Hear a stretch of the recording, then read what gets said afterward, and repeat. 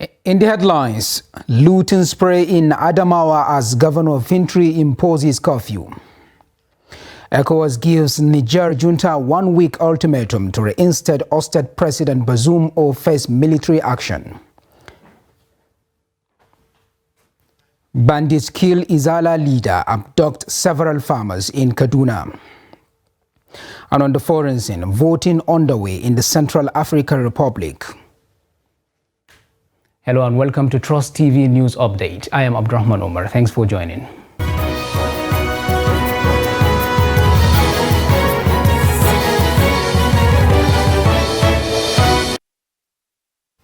Normalcy has returned to Yola, Adamawa state capital, after suspected hoodlums broke into 2 warehouses, looting food and non-food items. The warehouses were reportedly stocked with items meant for distribution to the masses who have been facing severe hardship due to the current economic situation in the state. Most of the suspected hoodlums were youth seen shouting enough of the hunger, packing bags of rice, gallons of palm oil, spaghetti, pump machines, and other valuable items. The police tried to dispense the looters with tear gas, but could not deter the hoodlums from fleeing with the stolen items. In response to the increasing level of lawlessness and violence in Adamawa State, the Governor Ahmadu Umaru Fintri declared a 24-hour curfew throughout the state, effective from Sunday. In a statement by the Chief Press Secretary Humwashi Wunisiko, the governor said the curfew became necessary due to the dangerous dimension that the activities of hoodlums have assumed across the state capital. The statement stated that the curfew will restrict movement throughout the state, and only those on essential duties with valid identification will be permitted to move around during the period of the curfew. The governor has appealed to citizens and residents of the state to comply with the directive, emphasizing that any person found contravening the order will be arrested and made to face the wrath of the law.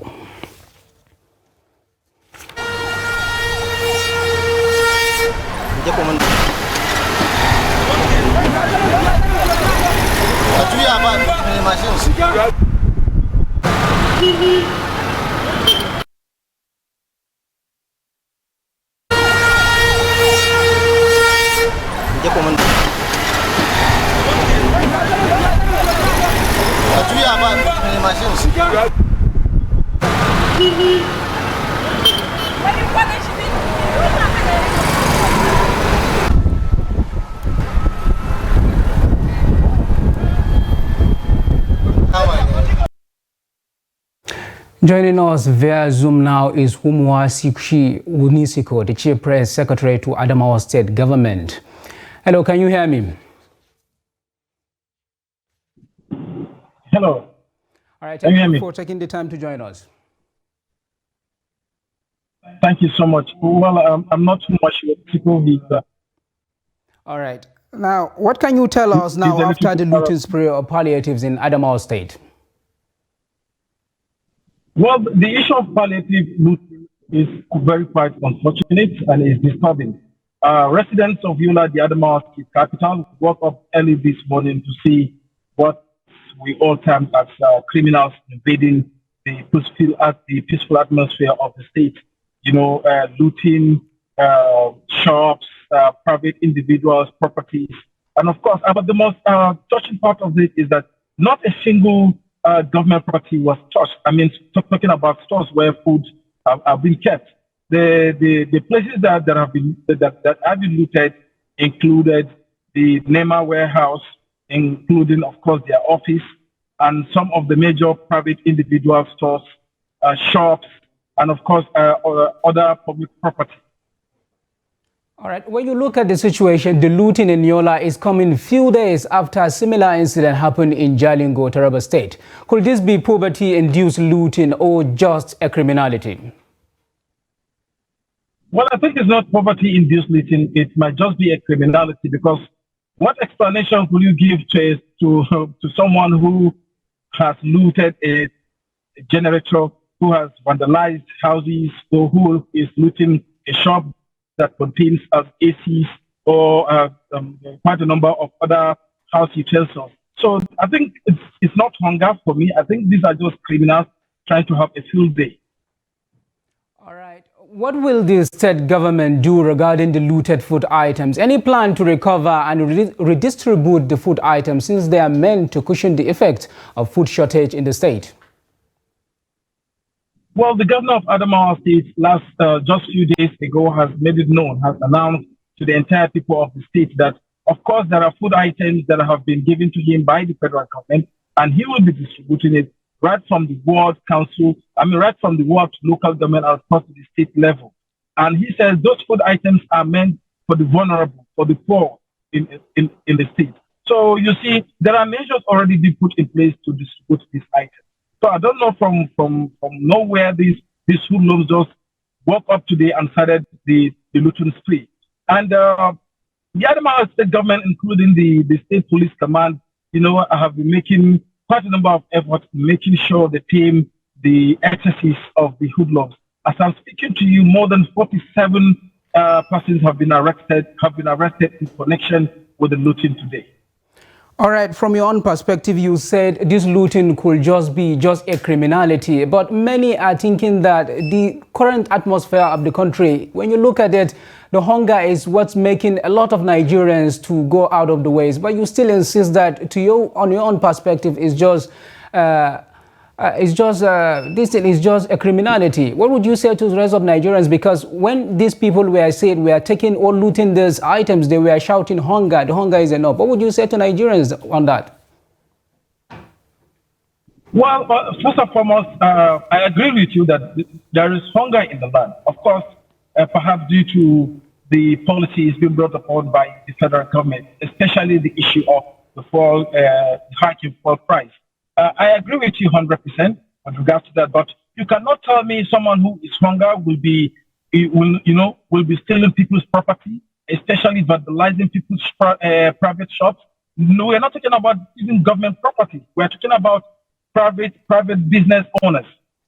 What do you make of that? Somebody that is hungry, what concerns him with stealing of AC, a generator set? So it's quite disturbing. These are something you cannot even explain. I agree with you that there is hunger in the land, but then you can't explain people going to people's private shops, looting and vandalizing their property. All right, Mr. Umwashu Nisiko, thank you very much for taking the time to join us this afternoon. No, not Umwashi, Sheriff Al-Hassan. All right, moving on. The Economic Community of West African States, ECOWAS, has given a 7-day ultimatum to the military junta in the Republic of Niger to reinstate President Mohamed Bazoum as democratically elected president or face a range of stiff sanctions.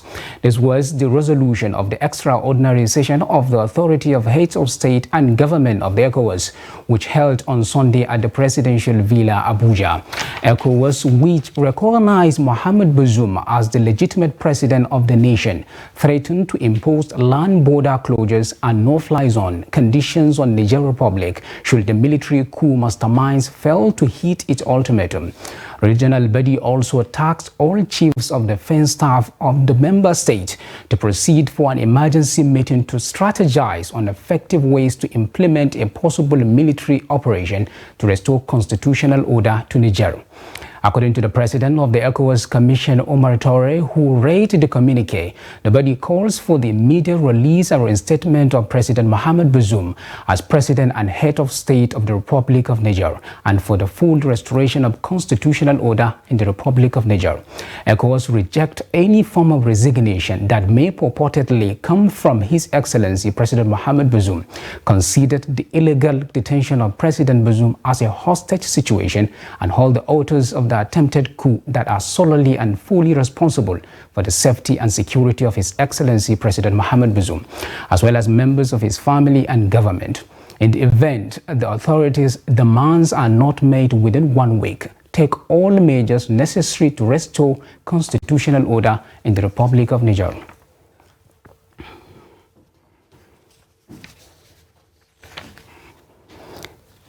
Joining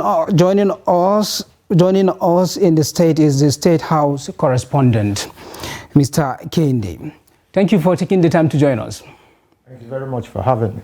Yes. Now, we now have in the studio our State House correspondent, Kendi, to speak with us on the resolution from ECOWAS Extraordinary Summit. Kendi, what are the implications of the ECOWAS stance, seeing that the junta in Niger has already warned against interference in the country's internal affairs? Well, the point is this is probably the hardest stance that ECOWAS has taken as regards unconstitutional change of government in the West African sub-region. Recall that there have been 3 other countries that have changed their governments unconstitutionally: Guinea, Burkina Faso, and Mali. But this is the first time that the West African body is demanding that the coup plotters return to status quo or face a series of sanctions which do not preclude force, which means that the West African body is ready to intervene in that country's affairs with the use of the West African Monitoring Group to restore constitutional order in that country. And here is a direct question. Can the ECOWAS impose the sanctions they imposed? Well, the power of ECOWAS to impose those sanctions also depend on the amount of support it is getting in the international community. Don't forget that almost all international bodies have condemned the unconstitutional change of government in Niger, and even countries such as the US, the UK, even France, even Russia and China have all stood on the path of condemning the junta in Niger. So yes, what ECOWAS is threatening to do is close all borders between West African countries and Niger, and seeing that Niger is a landlocked country, that will have tremendous impact on Niger. It's also saying that it will freeze assets of the major players. It's saying it will freeze all Nigerian assets, that is the state assets in West African banks and in West African central banks. So there are a wide range of sanctions which the body, the West African body, can impose and can enforce. What we just need to do is watch and see if it will really enforce it. All right, finally, you talked about interplay of international politics. How will these forces determine the final outcome of what will happen? Well, at the center of all this interplay of international politics, of course, is France. France is the colonial master of Niger. I believe that maybe one of the things that Niger was saying that might have angered France or made France uncomfortable was that it would have its own currency, which is different from the CFA, which is the French controlled currency in Francophone African countries. So France is at the center of that interplay of politics. So also international mercenary groups such as the Wagner Group, and you can see that the Wagner Group has come and supported the Nigerian change of government, which means that it has a stake there. Also, you know that the European Union sees Niger as the centerpiece of its fight against insurrection in sub-Saharan Africa, and so also does the UK and the US. So this interplay of politics, of international politics, will actually determine how far ECOWAS can go in imposing sanctions and bringing things back to normal. The next few days will tell us how far things will go. Mr. Kende Amadou is our State House correspondent. Thank you so much for taking the time to join us. You're welcome. Thank you for having me. All right. Now moving on, the Birnungwari Emirate Progressives Union before has disclosed the date of the Vice Chairman of Jama'atul Izalatul Bid'ah wa Iqamatus Sunnah Jibuis Birnungwari branch, Malam Yakubu Muhammad Bogai, and 3 other farmers who were killed by rampaging bandits who had been unleashing terror in the area, with over 50 persons kidnapped in July alone. The Jibuiti's leader was shot on Wednesday at his farm located around Rema area and was later evaluated and taken to Jibril Maiduguri General Hospital after sustaining gunshot wounds on his abdomen and arm, but passed on by 7:30 a.m. on Thursday. Until his mother, Malam Bugay, was a strong pillar, pioneer member, and also the vice chairman of the Birnun Gwari Opens Foundation, which is an organization devoted to taking care of thousands of orphans left behind by mostly victims of banditry in the security-ravaged local government. A statement issued by the People chairman Ishaq Usman Kasai further disclosed that in another SART development around Sabalayi, Kurgi, Yalwa, Tashin Keji, Shwaki, Ungwan, Fulani, and many more rural communities in western part of Birnun Gwari who are sharing boundaries with Kamuku and Koyambana forest, which are serving a hideout of the bandits. Large number of locals are also kidnapped on their farms. In the meantime, a political associate of Ali Pate, Idris Muhammad Sarkinyagi, says the choice of Ali Pate by President Bola Ahmed Tinubu as one of the 28 nominees for confirmation as minister is a plus to the state and the country at large. He stated this in Bauchi while interacting with journalists. Trust TV's Adamu Imam sent in this report. Ali Pate, a one-time minister of state for the health ministry from Bauchi Central Senatorial District, was nominated for ministerial appointment by President Tinubu alongside 27 others. According to his allies, he is a man of integrity and a game changer that Nigeria can be proud of. This type of people is what Nigeria needs to serve them because of his pedigree in global space, especially in the area of health sector. I am optimistic Ali Pate can deliver. He cannot allow mistrust and corrupt practices and will not lose focus to people's mandate. He will not shy away with his responsibility. I affirm that Nigerians will not be disappointed with Ali Pate as minister. We have confidence in him. He also maintained that Ali Pate's trustworthiness accorded him advantage over many politicians for the entrenchment of democracy, not only in his constituency, but Nigeria in general. Where he comes from, all over they knew him throughout the world.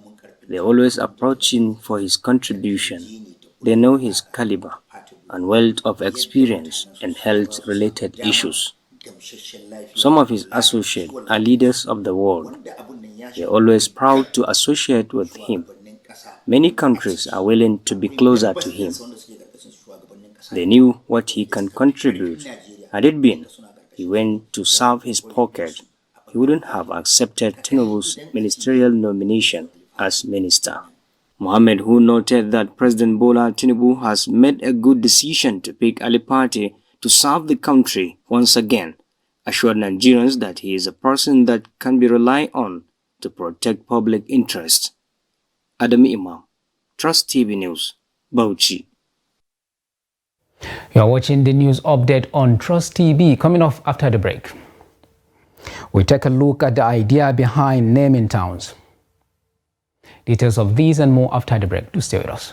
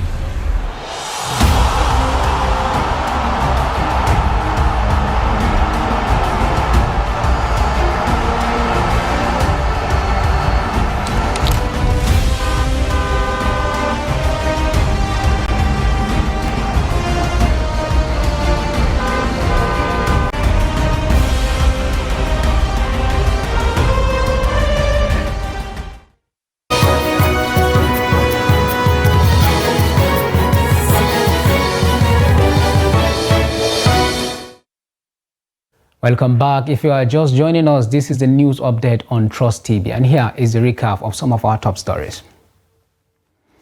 Looting spray in Adamawa as Governor Fintri imposes curfew. And ECOWAS gives Niger junta 1 week ultimatum to reinstate ousted President Bazoum or face military action. Now moving on. Traditional music and dances are not just meant for entertainment. Kulki traditional dance group from southern part of Gombe State represents bravery. The Tangale dancers are believed to have defeated some warriors who attacked their ancestral home in the olden days. Ibrahim Ismail reports. Well, over time, certain names have been known to grace more than one street in several states across the countries. States like Katsina, Kano, Kaduna, Sokoto, and places like Zaria, Jere, Jos, Birnin Gwari, and many more have streets that bear similar names like Tudunwada and Sabangari. The uniqueness in this phenomenon is what prompted Bitrus Kuresi, who found two communities with the same name in Maiduguri. Let's take a look. Allahu Akbar, Allahu Akbar. Maiduguri, the capital of Borno State, is the largest city in northeastern Nigeria. The metropolis has 15 wards made up of different communities. Interestingly, some of these communities bear similar names like Tudunwada and Sabongari, which are also in some parts of Nigeria like Kano, Katsina, Sokoto, Zaria, Jos, and Birnin Gwari. However, Tudunwada in Maiduguri has already been renamed to Abubakar Umar Garbai layout by the state government.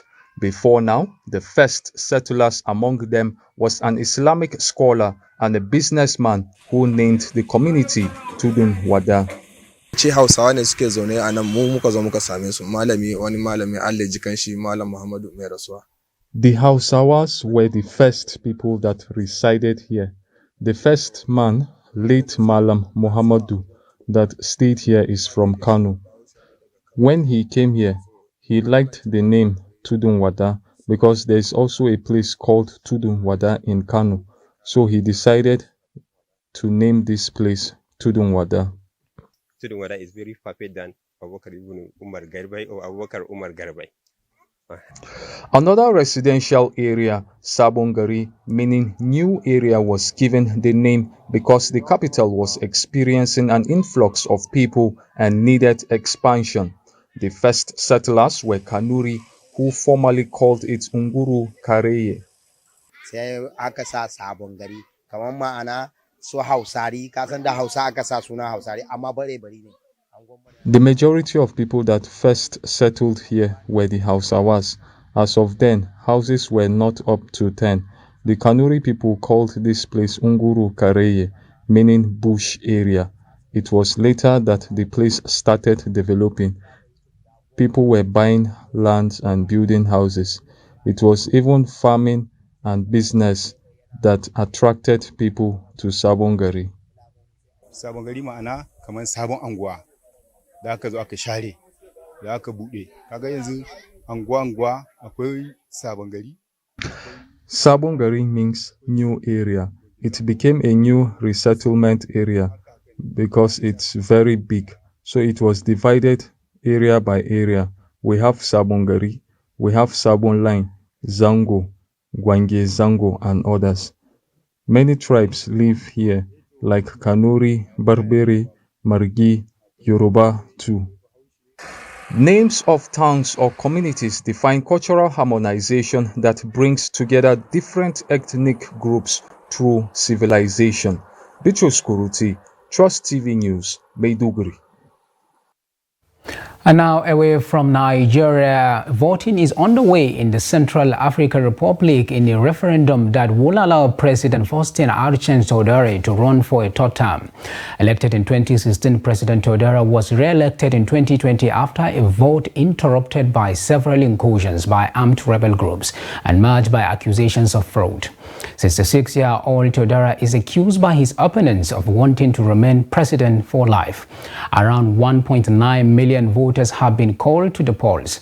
Provisional results are due to be published within 8 days, and the Constitutional Court will announce the final results on August 27th, according to the National Elections Authority, (ANE). The draft of the new constitution envisages extending the presidential term of office from 5 to 7 years, an abolition term limit. The main opposition parties and civil society organizations, as well as armed rebel groups, have called for a boycott of the vote. In December 2020, hundreds of mercenaries from the Russian paramilitary company Wagner and Rwandan soldiers were deployed to save the Bangu regime from an offensive led by an alliance of rebel groups.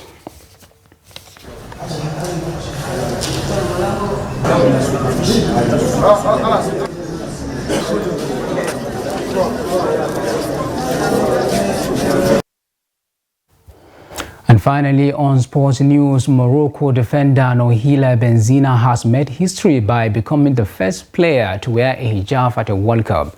The 25-year-old wore the Islamic hate scarf as she made her first appearance at the tournament in her side's 1-0 win over South Korea. The wearing of hate covering for religious reasons was authorized by FIFA in 2014. Morocco are one of 8 teams making their debut at this summer's Women's World Cup. Benzina, who plays her club football in Morocco, is the first player to wear a hijab at a senior women's international tournament. She was an unused substitute during her country's opening game against Germany, which they lost 6-0. Still on sports news, Bellator's inaugural flyweight title remains vacant after Kyoji Horiguchi's bout with Mokoto Takahashi ended after 25 seconds because of an eye poke. The flyweight title was on the line for the first time in the co-main at Bellator Season 2 in Japan. Horiguchi, 32, came out as the aggressor, landing a right high kick. However, his follow-up left jab ultimately ended the fight as Takahashi, 23, immediately stepped back and held his hand to his eye. Referee Jason Herzog called a medical timeout, but Takahashi, who had won 10 fights in a row, was still struggling to see, and the fight was deemed a no contest. And with that, we have come to the end of the Trust TV's news update. Do not forget to follow us across all our media platforms and our YouTube live stream. I am Abdurrahman Umar. Thanks for watching, and bye for now.